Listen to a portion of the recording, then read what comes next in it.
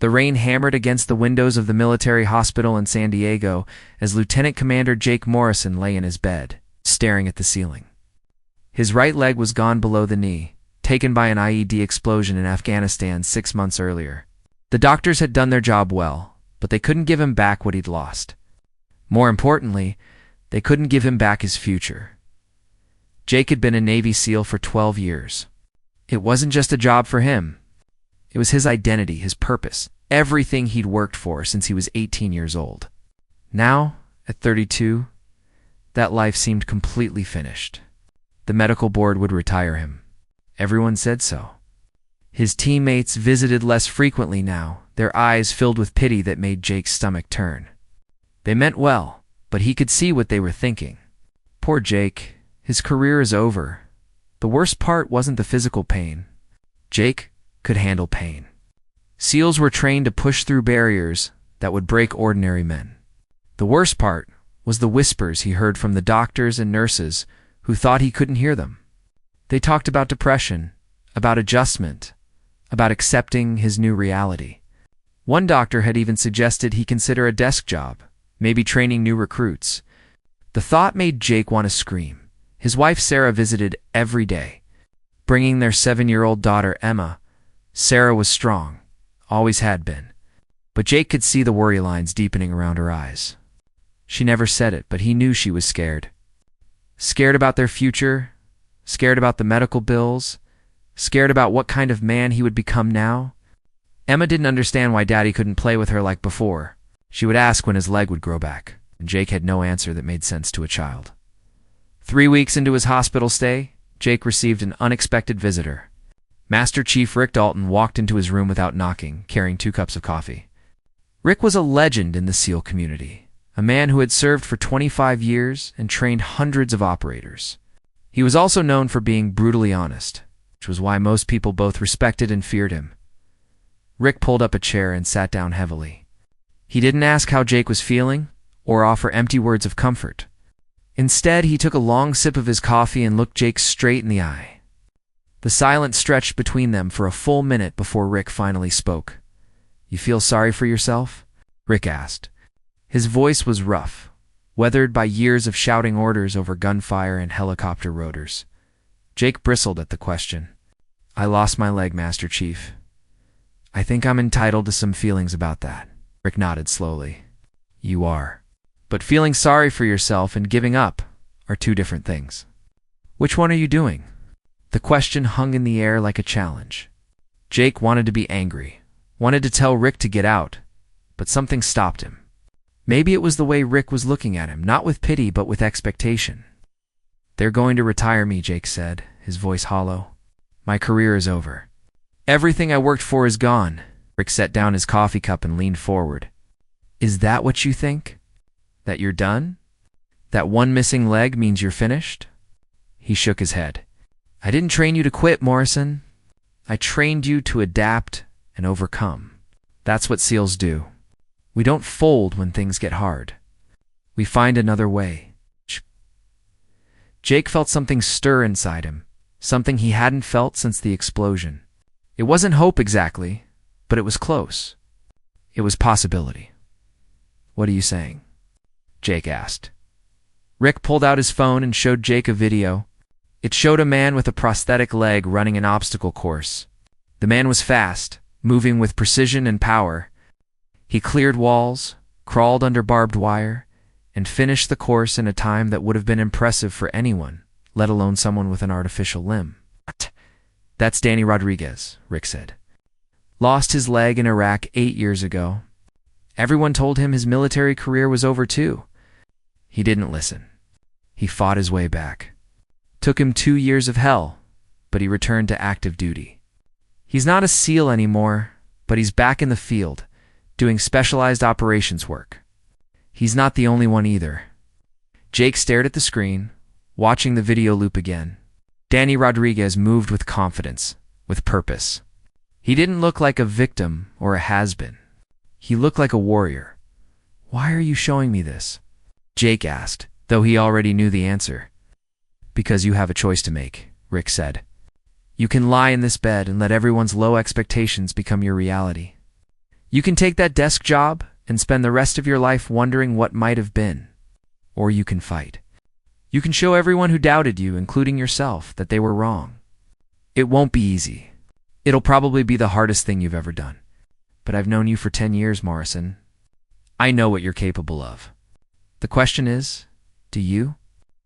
After Rick left, Jake couldn't stop thinking about the video. He watched it dozens of times on his own phone, studying every movement Danny Rodriguez made. That night, while Sarah and Emma slept in chairs beside his bed, Jake made a decision. He wasn't done. Not by a long shot. The next morning, Jake called his physical therapist and told her he wanted to start immediately. Not the gentle, gradual therapy they had planned. He wanted the intense, painful, push your limits kind of rehabilitation. The therapist was hesitant at first, warning him about the risks of moving too fast. But when she saw the determination in Jake's eyes, she agreed to create a more aggressive program. The real work began the following week. Jake was fitted with a temporary prosthetic leg, a basic model designed for learning to walk again. The first time he stood up with it, pain shot through his residual limb like lightning. His balance was completely wrong. His brain knew how to walk, but his body had forgotten how to coordinate the movements. He fell within seconds. He got back up. He fell again, and again, and again. By the end of that first session, Jake had fallen 23 times. His arms were bruised from catching himself. His good leg trembled from exhaustion. The therapist suggested they stop, but Jake refused. He took one more step, then another. By the end of hour 3, he had walked 10 feet without falling. It was the smallest victory imaginable, but it felt like climbing Mount Everest. Sarah had watched the entire session, tears streaming down her face. When Jake finally sat down, she hugged him so tightly he could barely breathe. "You're really going to do this, aren't you?" she whispered. Jake nodded against her shoulder. "I have to try." Over the next 3 months, Jake's entire world became about rehabilitation. He arrived at the therapy center before dawn and stayed until they kicked him out at night. He worked with physical therapists, occupational therapists, and prosthetists who specialized in athletic prosthetics. Every day brought new challenges and new pain. His residual limb developed blisters that had to heal before he could continue. His back and hips ached from the unnatural gait. There were days when he wanted to quit, when the pain seemed unbearable and the goal seemed impossible. But every time doubt crept in, Jake thought about Master Chief Rick Dalton's question. Was he feeling sorry for himself? Or was he fighting back? He chose to fight. Every single day, he chose to fight. Word began to spread through the SEAL community about what Jake was attempting. Some of his former teammates started visiting again, not with pity, but with curiosity and respect. They brought him training tips, connected him with other amputee athletes, and shared stories about operators who had overcome seemingly impossible obstacles. The visits gave Jake energy when his own reserves ran dry. For months after Rick's visit, Jake received news that changed everything. The Navy was implementing a new program for wounded warriors who wanted to return to active duty. It wasn't a guarantee, but it was a pathway. If Jake could meet certain physical standards within the next year, he would be eligible for reassessment. It wasn't just about walking or basic fitness. He would have to prove he could perform at an elite level, that his injury wouldn't compromise mission effectiveness or put his team at risk. The standards they gave him seemed designed to be impossible.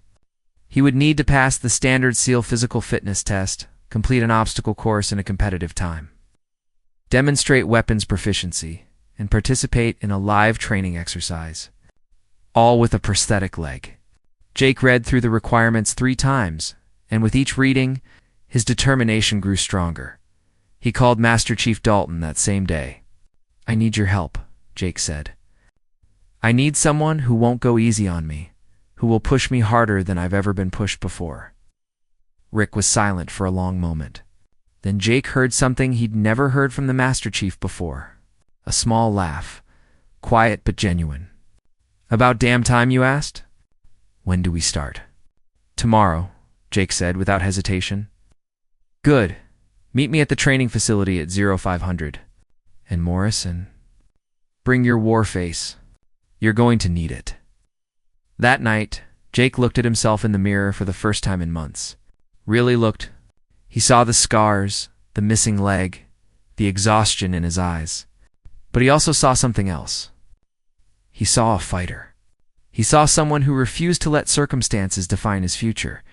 The journey ahead would be brutal. People would doubt him. His body would fail him. The odds were stacked impossibly high. But Jake Morrison was a Navy SEAL, and SEALs didn't quit. They found a way. They proved the doubters wrong. As he prepared for bed, Jake felt something he hadn't felt since the explosion. He felt alive. The war wasn't over. It was just beginning. The alarm screamed at 4 a.m, but Jake was already awake.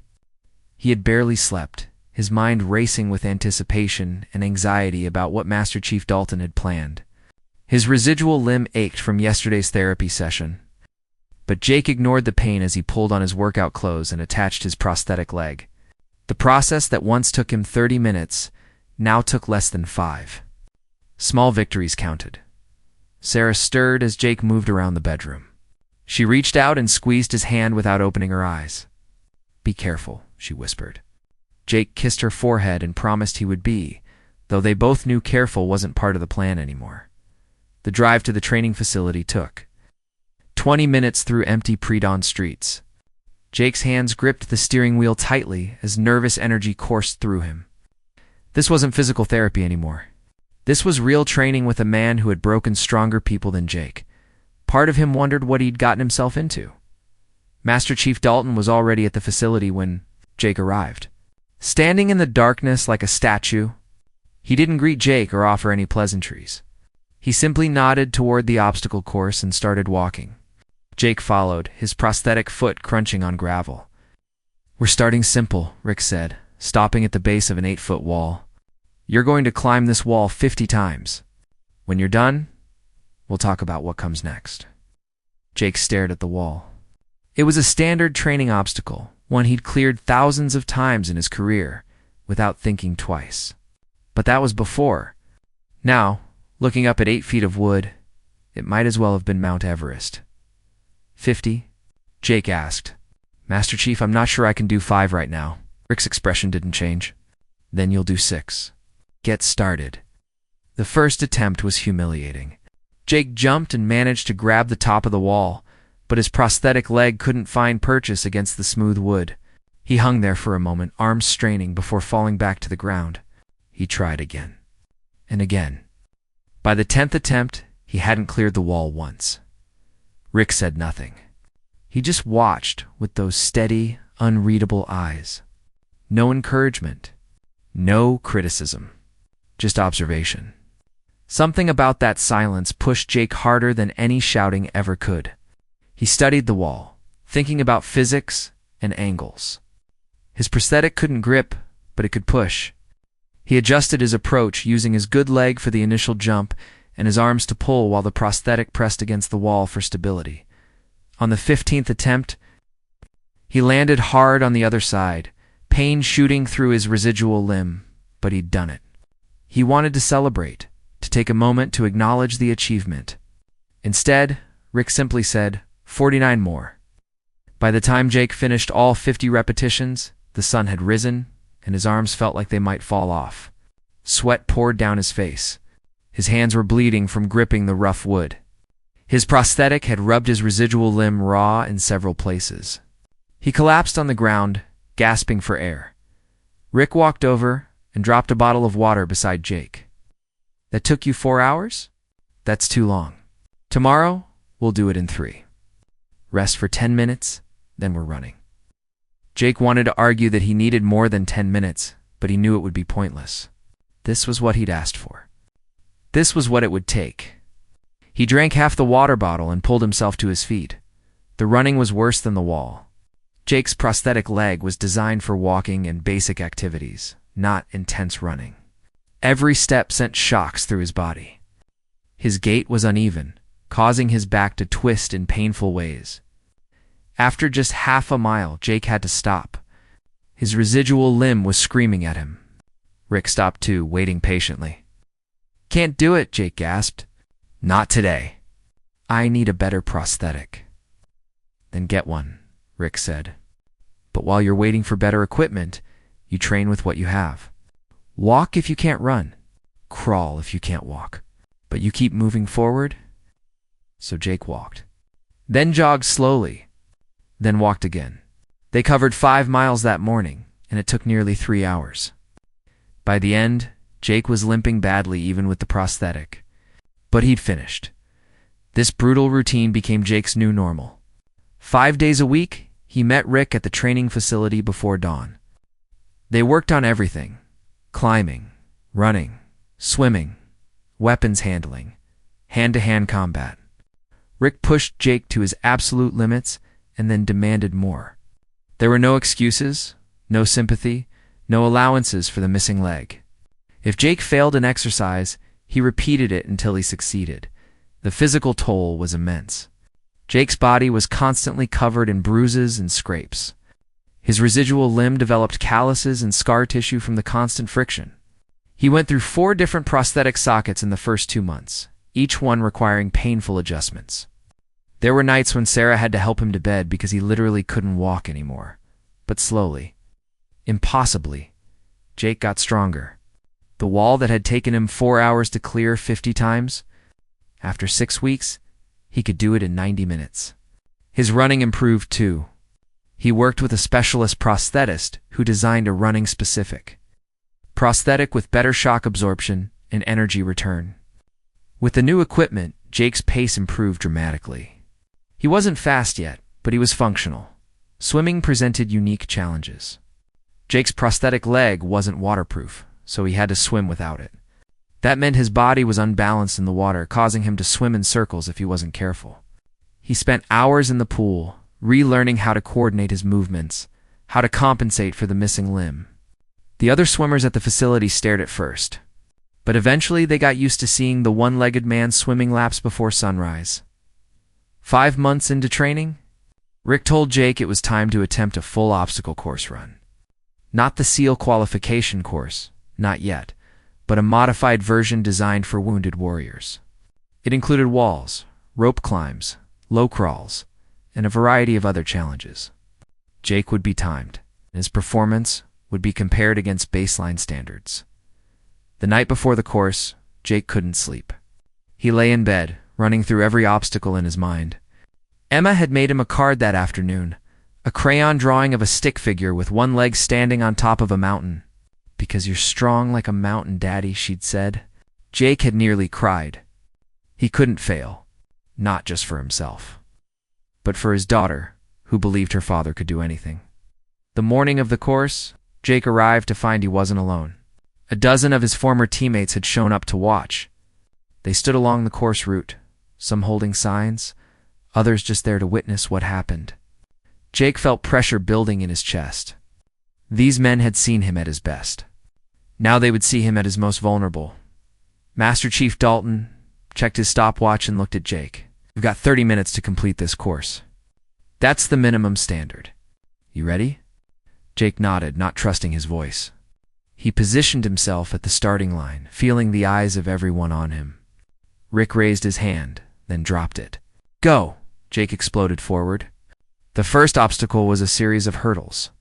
His prosthetic leg caught the first one, nearly sending him sprawling, but he recovered. At the 8-foot wall, he used the technique he'd practiced thousands of times, clearing it smoothly. The rope climb was agonizing. Without a second leg to grip with, he had to rely entirely on upper body strength. His arms burned, but he forced himself up and rang the bell at the top. Halfway through the course, Jake was ahead of pace. But then came the low crawl, 30 yards under barbed wire through mud and water. The uneven ground played havoc with his prosthetic. It kept catching on rocks and roots. Jake had to stop twice to adjust it, precious seconds ticking away. When he emerged from the crawl, covered in mud, he was now behind schedule. 2 obstacles remained, a balance beam and a final sprint. Jake's teammates shouted encouragement, but he could barely hear them over his pounding heart. The balance beam was 12 feet long and only 6 inches wide. With a prosthetic foot, balance was compromised. Jake stepped onto the beam and immediately wobbled. He steadied himself, took a breath, and moved forward one careful step at a time. 3/4 of the way across, his prosthetic slipped. Jake's arms windmilled as he fought to stay up. He couldn't. He fell. For a moment, Jake just lay there in the dirt, devastated. He'd been so close. His teammates had gone silent. Then he heard Emma's voice in his head, strong like a mountain daddy. Jake pushed himself up and looked at the timer. 28 minutes had elapsed. He had 2 minutes to get back on that beam and sprint to the finish. Jake climbed back onto the balance beam. His legs shook with exhaustion. His prosthetic felt loose and unreliable. But he kept moving. One step. Another. He reached the end of the beam and dropped to the ground. Now just 50 yards to the finish line, Jake ran. His form was terrible, his prosthetic leg barely coordinating with his movements, but he ran. His teammates shouted louder. Master Chief Dalton stood at the finish line, stopwatch in hand, face unreadable as always. Jake pushed harder, ignoring the pain, ignoring everything except that finish line. He crossed it with 3 seconds to spare. Jake collapsed immediately, unable to stand. His teammates surrounded him, pulling him to his feet, slapping his back, shouting congratulations. But Jake only cared about one person's reaction. He looked at Master Chief Dalton, waiting for judgment. Rick looked at his stopwatch for a long moment. Then he looked at Jake and gave the smallest nod. "Again tomorrow," he said. "We'll work on your balance beam technique.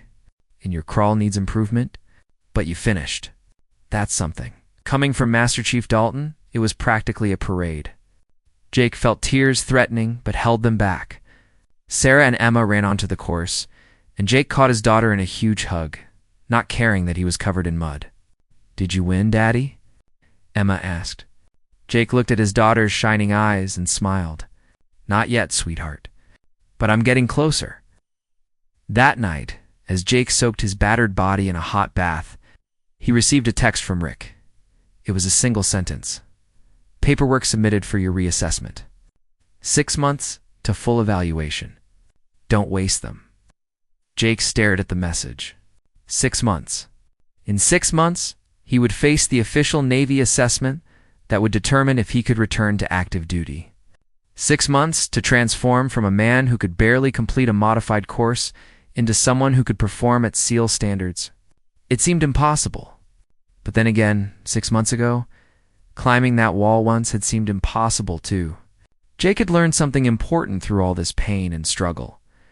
Impossible was just another obstacle to overcome. And if there was one thing SEALs knew how to do, it was overcoming obstacles. He texted back, "I won't waste a second." The real challenge was just beginning. The 6-month countdown began with a meeting that Jake hadn't expected. Master Chief Dalton called him to a briefing room at the naval base, telling him only to arrive in uniform. When Jake walked into the room, he found 3 high-ranking officers sitting behind a table, their faces stern and evaluating. His stomach dropped. This felt like an inquisition, not a planning session. The senior officer, a captain named Harrison, gestured for Jake to sit. He slid a thick folder across the table. "Lieutenant Commander Morrison, we've reviewed your rehabilitation progress and your request for reassessment. I'll be direct with you. What you're attempting has never been successfully completed by a SEAL with your level of injury. We have protocols for less severe injuries, but this situation is unprecedented." Jake's heart pounded, but he kept his expression neutral. "With respect, sir, unprecedented doesn't mean impossible." Captain Harrison's expression didn't soften. "Perhaps not. But we have concerns about setting expectations we cannot meet and about the message it sends if you fail publicly. The Navy SEAL program has standards for a reason. Those standards keep our operators alive and our missions successful." Another officer, Commander Stevens, leaned forward. "We're not questioning your courage or your determination, Morrison, but we have to consider team dynamics. If you're assigned to a team and cannot perform at the required level, you put other lives at risk. How do you respond to that concern?" The question hung in the air like a challenge. Jake had thought about this constantly during his training. He understood their concerns because he shared them. The last thing he wanted was to be a liability to his brothers in arms. "Sir, I'm not asking for special treatment or lowered standards," Jake said carefully. I'm asking for the opportunity to prove I can meet the same standards as anyone else. If I can't, then I'll accept that outcome. But if I can, then the question isn't whether I have a prosthetic leg. The question is whether I can do the job. And I believe I can. The third officer, a lieutenant colonel named Peters, spoke up. The assessment will be brutal, Morrison. You'll be tested in every aspect of SEAL operations. Combat fitness, weapons proficiency, water operations, tactical scenarios, and a full field exercise. You'll be evaluated against the same metrics as candidates in SEAL training. No adjustments, no accommodations. Can you handle that? Jake met the officer's gaze without flinching. That's exactly what I'm asking for, sir. Captain Harrison exchanged looks with the other officers. After a long moment, he nodded. Very well. Your official assessment is scheduled for 6 months from now. Master Chief Dalton will continue as your primary trainer, but we're also assigning you additional evaluators. They'll be monitoring your progress monthly. If at any point we determine you cannot meet standards, we'll end the assessment early. Understood? Yes, sir, Jake said. Relief and anxiety flooding through him in equal measure. As Jake left the briefing room, Master Chief Dalton was waiting in the hallway. They're not going to make this easy on you, Rick said. Harrison is old school. He doesn't think what you're doing is possible. He's going to be looking for any reason to shut this down. Jake nodded, his jaw set with determination. Then I won't give him one. The next phase of training was unlike anything Jake had experienced before. Rick brought in specialists from across the military and civilian sectors. A combat tactics instructor spent 2 weeks drilling Jake on close-quarters combat techniques, helping him adapt fighting methods to account for his prosthetic. A special operations diving instructor worked with him on underwater operations, teaching him how to maneuver with specialized dive equipment that accommodated his injury. Perhaps most challenging was the weapons training. Jake had always been an excellent marksman, but his shooting stance and technique had been built around 2 stable legs. Now he had to completely relearn his foundation. The shooting instructor, a grizzled Marine named Sergeant Walsh, was merciless in his criticism. Your balance is off by 3 degrees, Walsh would bark. That's the difference between hitting your target and hitting your teammate. Again, Jake fired thousands of rounds over those months, gradually rebuilding his muscle memory and compensating for his altered center of gravity. He learned to shoot from prone positions, kneeling positions, while moving and under stress, slowly. His accuracy improved until he was consistently hitting marks that would have been impressive for any operator. The monthly evaluations were nerve-wracking. Each one brought a team of assessors who watched Jake's every move, taking notes and conferring in quiet voices. After the second evaluation, Commander Stevens pulled Jake aside and told him he was progressing adequately, but not exceptionally. The word stung because Jake knew adequate wouldn't be enough. He needed to be exceptional. Jake pushed himself even harder. His training day now started at 4 in the morning and often didn't end until 10 at night. He squeezed in time with Sarah and Emma whenever possible, but he could see the strain it was putting on his family. Sarah never complained, but Jake saw the exhaustion in her eyes. One evening, after tucking Emma into bed, Sarah finally broke down. I'm scared, she admitted, tears streaming down her face. I'm scared you're going to hurt yourself permanently. I'm scared they're going to reject you anyway after all this. I'm scared of what happens to us if you can't let this go. Jake held his wife close, feeling the weight of guilt press down on him. I know I'm asking a lot from both of you, but I need to know I gave this everything I had. If I don't try, I'll spend the rest of my life wondering what if. Can you understand that? Sarah pulled back and looked into his eyes. I understand. I just hope it's worth it. But doubt was a luxury he couldn't afford. He channeled his fear and uncertainty into training, using them as fuel to push through the pain and exhaustion. 4 months into the 6-month countdown, Rick introduced a new element to Jake's training: team exercises. A group of active duty SEALs volunteered to participate in training scenarios with Jake. These weren't gentlemen going easy on the injured guy. These were hardened operators who needed to know if Jake could actually keep up with them in the field. The first team exercise was a disaster. Jake struggled to maintain the pace during a 15-mile tactical movement carrying full gear. His prosthetic leg gave him trouble on uneven terrain, and he fell behind. The team had to slow down for him, which in a real operation could be fatal. When they finished, Jake could see the skepticism on their faces. One of the operators, a lieutenant named Briggs, approached Jake after the exercise. "Look, man, I respect what you're trying to do. But if you were on my team in a real mission, you just got us all killed. That's not about heart or determination. That's about capability." The words were harsh, but true. Jake couldn't argue with them. That night, he and Rick reviewed every aspect of his performance, identifying weaknesses and developing solutions. Jake's prosthetic was good for basic operations, but it wasn't designed for the extreme demands of SEAL missions.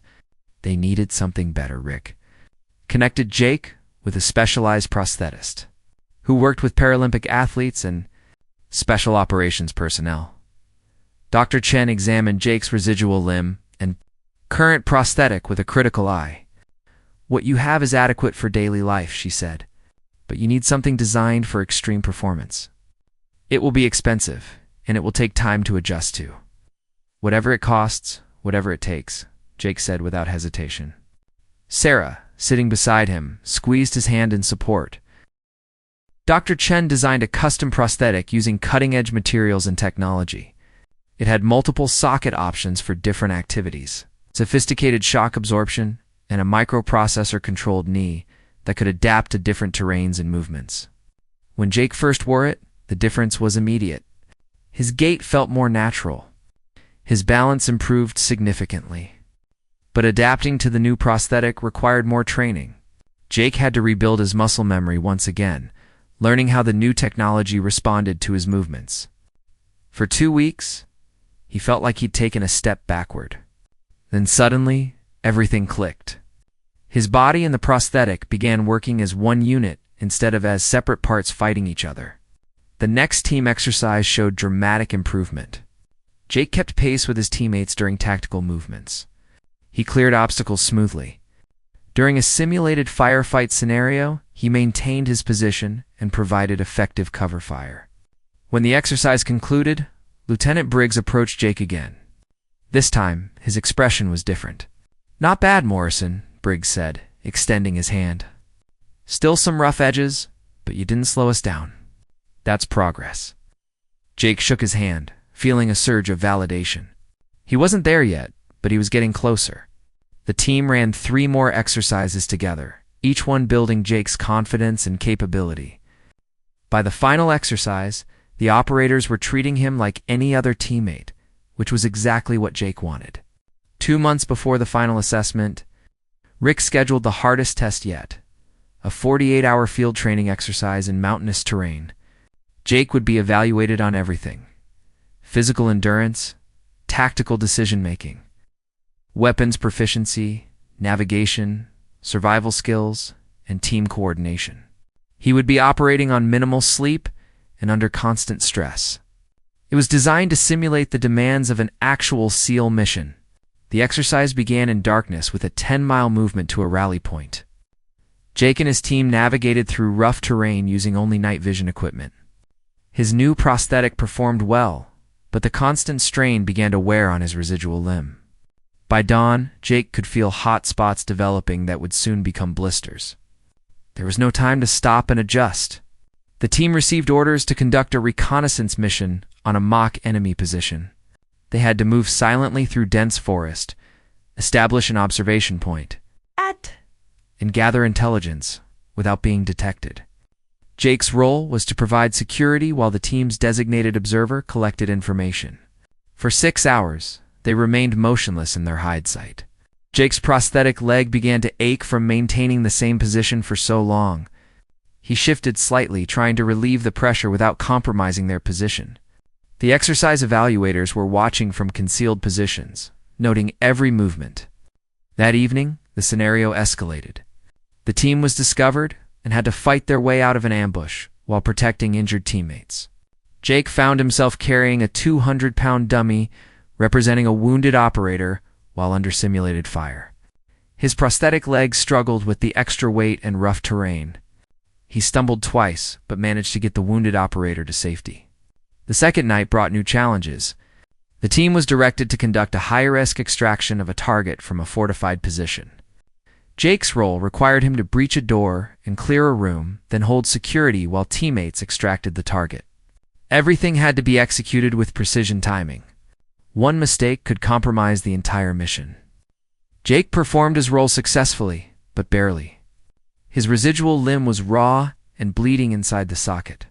Every movement sent sharp pains through his leg. But he couldn't show weakness.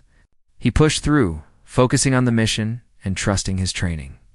When the exercise finally concluded, Jake collapsed against a tree, completely spent. Master Chief Dalton approached and handed him a water bottle. Medical tent is set up over there. Get your leg looked at. Jake's prosthetic socket was filled with blood when he removed it. The medical corpsman cleaning and bandaging his residual limb shook his head. You should have said something. This could get infected. Wasn't an option, Jake replied through gritted teeth. In a real mission, he wouldn't have had the luxury of stopping for minor injuries.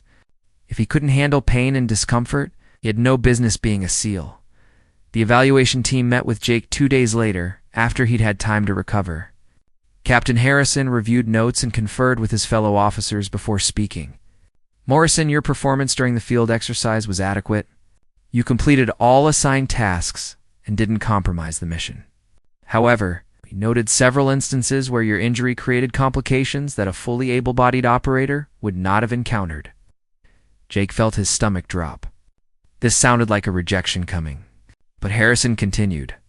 That said, you also demonstrated problem-solving skills and determination that exceeded expectations. You adapted to challenges instead of letting them stop you. Your teammates reported that while you required some minor accommodations, you generally kept pace and contributed effectively to the mission. Commander Stevens spoke up. The question we're wrestling with is whether adequate is sufficient. SEALs operate in the most demanding environments against the most dangerous adversaries. We cannot afford adequate. We need excellent. Jake took a deep breath before responding. Sir, I agree with you completely. Adequate isn't good enough. But I have 2 months before the final assessment. I'm not done improving. What you saw in that field exercise isn't my ceiling. It's where I am right now. In 2 months, I'll be better. Captain Harrison studied Jake for a long moment. We'll see, Lieutenant Commander. We'll see. The final assessment will be your only opportunity to prove it. There are no second chances. As Jake left the briefing, he knew he'd reached a critical point. He'd proven he could survive the training and complete basic tasks. But surviving wasn't enough. To truly return to SEAL operations, he needed to excel. He needed to be so good that his prosthetic leg became irrelevant. The question was, could he get there in just 2 months? Jake looked at his reflection in a window as he walked through the base. He saw a warrior, tested by fire, broken down and rebuilding himself stronger. The final battle was approaching. And this time, he would hold nothing back. The final 2 months became a blur of relentless training and preparation. Jake knew his window was closing, and everything he'd worked for would be determined by a single assessment. Master Chief Dalton designed a training program that pushed Jake beyond anything he'd experienced before. They identified every weakness from the field exercise and attacked them systematically. Jake's biggest vulnerability was extended operations carrying heavy loads over rough terrain. His prosthetic performed well under normal conditions. But add 60 pounds of gear and 12 hours of continuous movement, and problems emerged. Dr. Chen adjusted his prosthetic socket 3 more times, each modification improving comfort and stability. Jake spent hours walking on treadmills set to maximum incline, weighted down with sandbags, building the endurance his residual limb needed. The other area requiring improvement was water operations. Jake had become competent at swimming and basic dive operations. But SEAL missions often involve maritime infiltration in challenging conditions. Rick brought in a specialized dive instructor who spent 2 weeks drilling Jake on underwater navigation, equipment management, and emergency procedures. Learning to dive without a leg presented unique challenges. Jake had to completely reimagine his kick patterns and body positioning underwater. During one training dive, Jake's prosthetic socket filled with water despite being taped and sealed. The added weight and drag made swimming nearly impossible. He surfaced, frustrated and exhausted. The dive instructor, a chief petty officer named Rodriguez, pulled Jake aside after the session. "You're fighting the water instead of working with it," Rodriguez said. "Stop trying to dive like you did before. You're a different operator now. That's not a weakness if you adapt properly. Some one-legged swimmers are faster than two-legged swimmers because they've learned to use their body more efficiently." The insight changed Jake's approach. He stopped trying to replicate his old techniques and instead developed new methods that worked with his current capabilities. He studied videos of Paralympic swimmers, learning how they maximized efficiency with altered bodies. Within a week, his underwater performance improved dramatically. 6 weeks before the final assessment, Jake received unexpected news. The Navy was sending an observer from Naval Special Warfare Command to evaluate his training progress. This wasn't one of his regular evaluators. This was a captain who would provide direct recommendations to the command about whether Jake's assessment should proceed. The observer, Captain Michael Reeves, arrived on a Monday morning and watched Jake's training without comment. He observed Jake running obstacle courses, conducting tactical drills, and performing weapons training. His expression remained neutral throughout, giving Jake no indication of his thoughts. After 3 days of observation, Captain Reeves requested a private meeting. Jake sat across from the captain in a briefing room, trying to read the man's face. Reeves had a reputation as a straight shooter who didn't waste time with pleasantries. He got directly to the point. "Morrison, I've spent 3 days watching you train. I've reviewed your medical records, your rehabilitation progress, and the evaluations from your instructors. I've also spoken with the team members who participated in your field exercises." He paused, and Jake held his breath. "I'm going to be honest with you. When I was assigned to observe your training, I thought this entire thing was a waste of time and resources. I didn't believe an operator with your injury could possibly return to active SEAL operations." Jake's heart sank, but he kept his expression neutral. Reeves continued, "I was wrong. Not completely wrong, mind you. You still have significant limitations that cannot be ignored. But what I've seen over the past 3 days has challenged my assumptions. You've developed compensatory techniques that are actually quite effective. Your determination is obvious, but more importantly, you've channeled that determination into smart training rather than just working harder." Captain Reeves leaned forward. "Here's my assessment. You're not ready yet. But with the time remaining before your final evaluation, you could be. My recommendation to the command will be that your assessment should proceed as scheduled. However, I want to be clear about something. This isn't a participation trophy situation. When you face that assessment board, they will hold you to the same standards as any other SEAL. If you can't meet those standards, you will be medically retired. There's no middle ground. Do you understand?" "Yes, sir," Jake said, relief and renewed determination flooding through him. "I understand completely." After Captain Reeves left, Master Chief Dalton pulled Jake aside. "You just cleared a major hurdle. Reeves doesn't give compliments lightly, but he's also right. You're not ready yet. We've got 6 weeks to get you there. No more holding back. No more playing it safe. We go all in from this point forward." For the next 6 weeks, Jake lived and breathed training. He moved into quarters on the base to maximize his available training time. Sarah understood, though Jake could see the worry in her eyes every time he video called home to say goodnight to Emma. His daughter was growing up, and he was missing precious moments with her. The guilt gnawed at him, but he'd come too far to turn back now. Rick assembled a team of Jake's former SEAL teammates to participate in a series of intensive training scenarios. These men knew Jake's capabilities before his injury. They would be the harshest judges of whether he'd truly returned to operational readiness. The scenarios were designed to replicate actual SEAL missions, hostage rescue, high-value target capture, direct action raids, and reconnaissance operations. During a hostage rescue scenario, Jake was assigned the role of breacher. He had to explosively breach a door and be the first operator into a room full of armed targets and hostages. The timing had to be perfect. He had to move from the explosion through the doorway and engage targets before they could react. His prosthetic leg had to absorb the shock of the blast, maintain stability during rapid movement, and allow him to adopt firing positions instantly. Jake executed the breach flawlessly. He was through the door 3 seconds after detonation, identified and engaged 3 targets without hitting any hostages, and secured the room. His teammates following behind him later said they couldn't tell the difference between his performance and any other breacher they'd worked with. 2 weeks before the assessment, Jake participated in his final training exercise, a full mission profile conducted over 72 hours with minimal rest. The scenario involved a long-range insertion, a multi-day overland movement, surveillance of a target location, assault on the target, prisoner extraction, and exfiltration while being pursued by opposing forces. The mission began with a maritime insertion. Jake and his team swam 2 miles to shore through rough surf at night. The cold water sapped strength, and the waves made navigation difficult. Jake's adapted swimming technique proved effective. He maintained pace with his teammates and arrived at the beach ready to continue the mission. The overland movement covered 30 miles through mountainous terrain while carrying full combat loads. Jake's new prosthetic performed remarkably, but the extended operation still took its toll.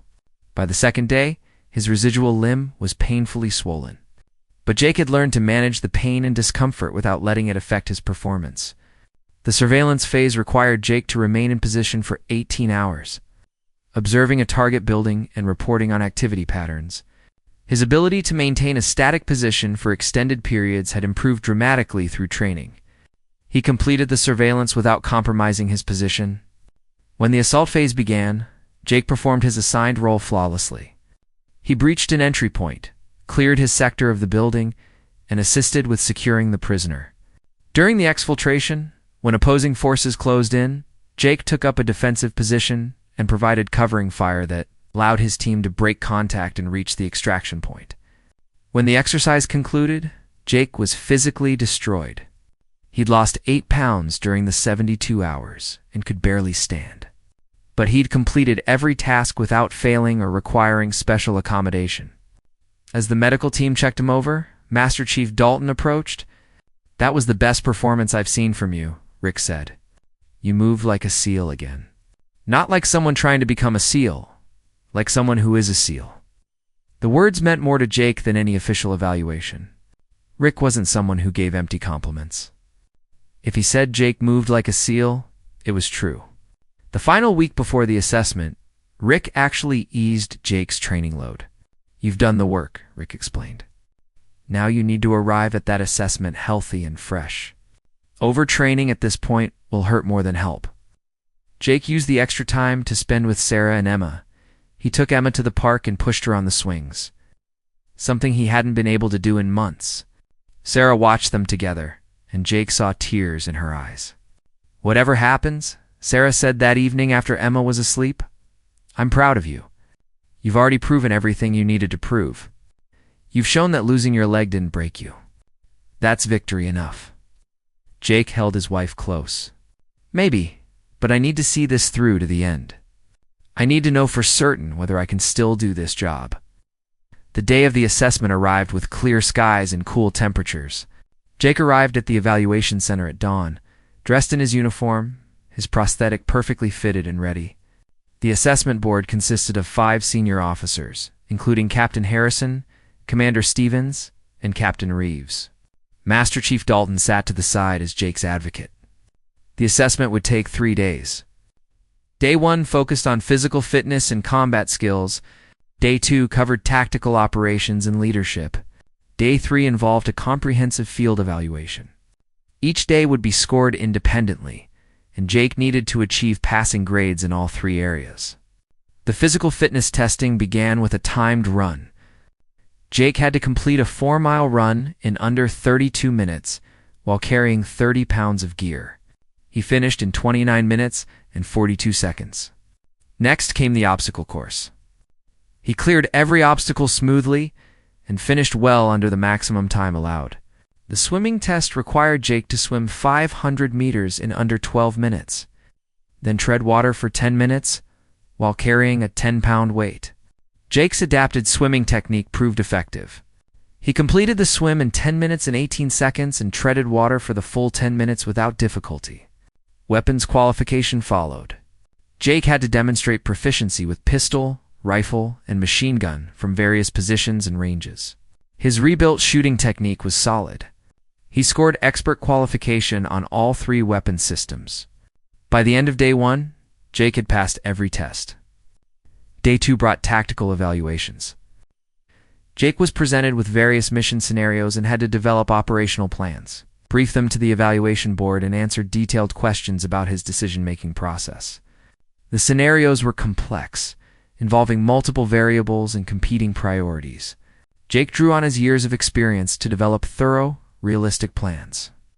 One scenario involved a hostage rescue with limited intelligence and a narrow window of opportunity. Jake's plan involved a multi-pronged approach, with contingencies for various complications. When Captain Harrison challenged one of his assumptions, Jake defended his reasoning while remaining open to alternative viewpoints.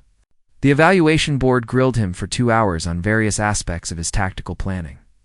The leadership portion required Jake to lead a team through a complex training scenario, while evaluators created unexpected problems and crises. Jake had to adapt his plan on the fly, make quick decisions under pressure, and maintain team cohesion through difficult circumstances. His team successfully completed the mission despite numerous complications.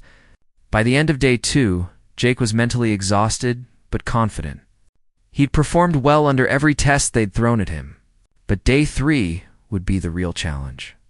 The field evaluation would last 18 hours and would test every skill simultaneously under realistic mission conditions. The scenario began at midnight. Jake and a team of operators were given orders to conduct a raid on a high-value target located in a fortified compound.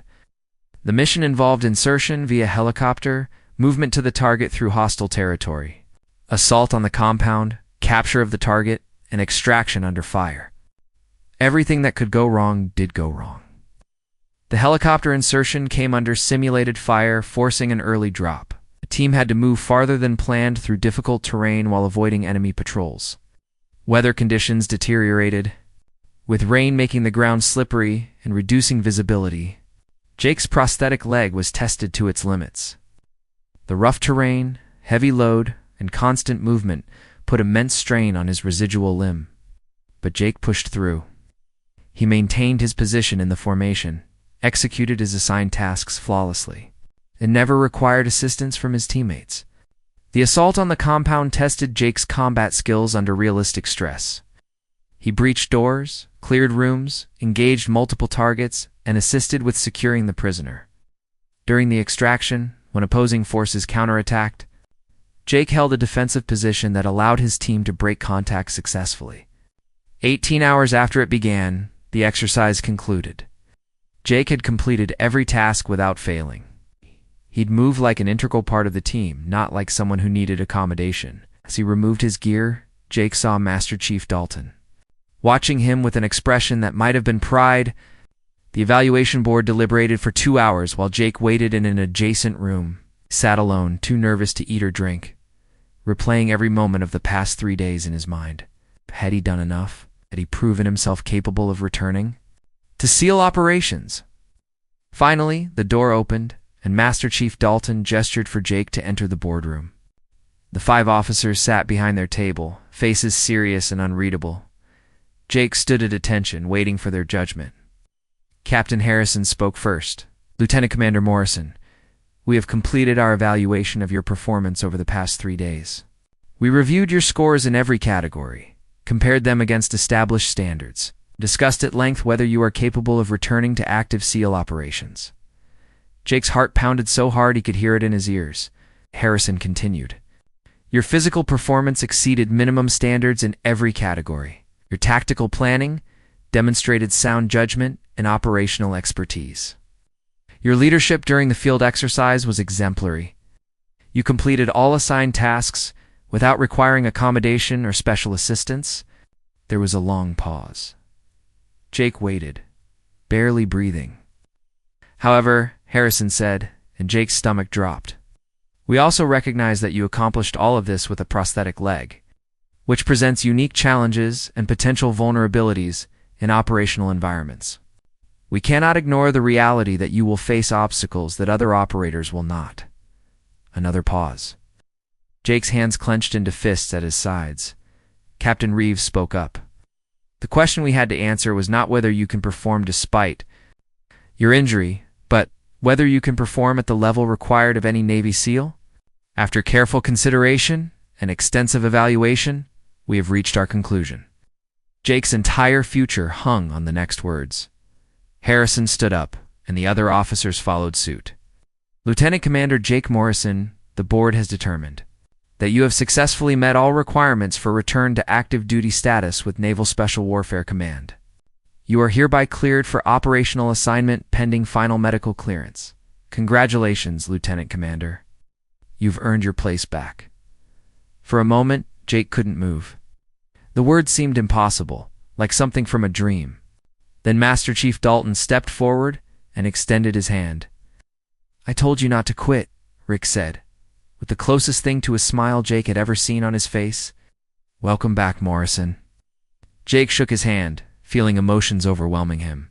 Tears he'd been holding back for months finally broke through. The other officers came around the table to shake his hand and offer congratulations. Commander Stevens, who'd been one of the most skeptical evaluators, gripped Jake's shoulder firmly.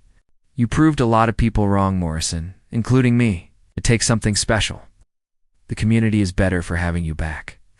When Jake finally left the building, Sarah and Emma were waiting outside. Rick had called them earlier to make sure they'd be there for the verdict. Emma saw him first and came running.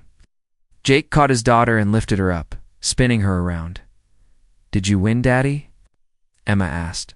Jake looked at his daughter's beaming face, then at Sarah, who was crying and smiling at the same time. Thought about the explosion that had taken his leg, about the months of pain and doubt, about the countless people who had believed his career was over. Yeah, sweetheart, Jake said, his voice thick with emotion. Daddy won. 3 months later, Lieutenant Commander Jake Morrison walked into his new team room at Naval Special Warfare Command. His new teammates looked up as he entered, sizing up the new guy. Jake knew what they saw, a man with a prosthetic leg. He knew some of them probably had doubts about whether he belonged there, but Jake also knew something else. He knew he'd earned this place. He'd fought harder than he'd ever fought in his life to get back here. He'd proven that losing a leg hadn't made him less of a SEAL. If anything, it had made him better. He'd learned things about determination, adaptation, and resilience that he could never have learned any other way. The team leader, a lieutenant, commander named Patterson, approached Jake and extended his hand. Morrison Wright heard about what you did to get here. It's some serious determination. Just wanted to do my job, sir, Jake replied. Patterson grinned. Well, you're going to get your chance. We've got a mission briefing in an hour. Hope you're ready to get back to work. Jake smiled, feeling a sense of belonging he hadn't felt since before the explosion. I've been ready for a long time, sir. Let's get to it. As Jake sat down with his new team to review mission briefings, he realized something important. They had thought it was over. The doctors, the evaluation boards, even Jake himself at his lowest moments had thought his career was finished. But Jake had proven them all wrong. Sometimes the battle wasn't over just because he got knocked down. Sometimes the real battle was getting back up, refusing to accept defeat, and proving that what everyone said was impossible was actually just difficult. And Navy SEALs specialized in doing difficult things. Jake Morrison had lost his leg, but he'd found something even more valuable. He'd found the strength to refuse to let circumstances define his future. He'd found the determination to fight back against impossible odds. He'd found his way home. And that was a victory worth more than anything.